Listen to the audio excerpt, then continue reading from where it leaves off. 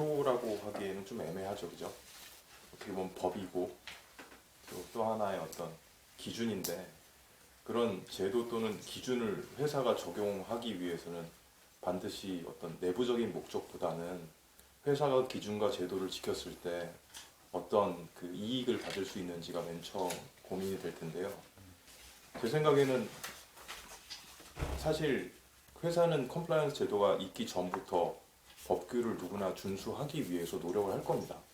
뭐 제도가 있다고 해서, 왜냐하면 법 위반에 대한 페널티가 있기 때문에 기본적으로 법규를 준수하기 많은 노력을 하는데, 회사가 그런 것들을 어떤 체계적이고 어떤 조직화된 활동이 아닌 그 페널티에 대응하는 활동을 하게 되면 아무래도 효과적인 대응이 어려울 거고요.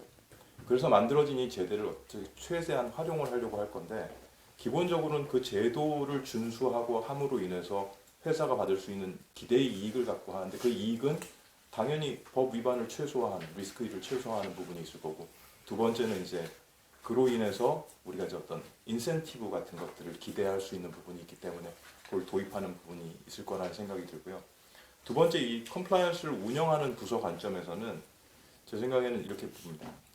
저도 처음에 이 공정거래 CP를 담당을 했을 때 사실 이게 어떤 효과가 있을까, 이게 뭐 어떤 앞으로 이런 것들이 잘 체계가 진행될 수 있을까라는 관점도 있었지만, 또 하나 이런 과정을 통해서 스스로 우리가 우리의 수준이나 어떤 효과를 객관적으로 측정할 수 있다라는 부분이 분명히 있는 것 같습니다.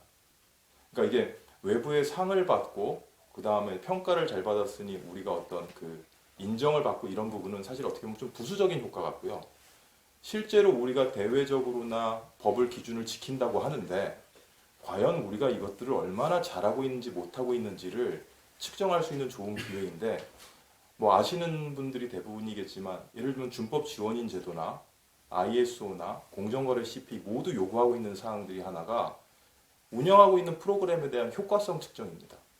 얼마나 객관적으로 이것들을 잘 유지하고 평가를 받아서 회사가 스스로 잘하고 있는지를 검증하고 있는지, 결국 그런 것이 최초에 말씀드린 제도적인 관점에서 우리가 그런 것들을 미트하기 위해 노력한 것들을 우리가 제대로 하고 있는지를 검증할 수 있는 기회이기 때문에, 어떻게 보면 이 평가 제도, 그 다음에 컴플라이언스를 도입한 그 효과가 제대로 작동하는지 여부에 있어서 굉장히 좀 의미가 있지 않은가. 그리고 이제 잘 되면 또 칭찬도 받고 또 뭐 다른 것들도 받고 할 수 있는 게 아닌가, 그렇게 좀 생각을 해요.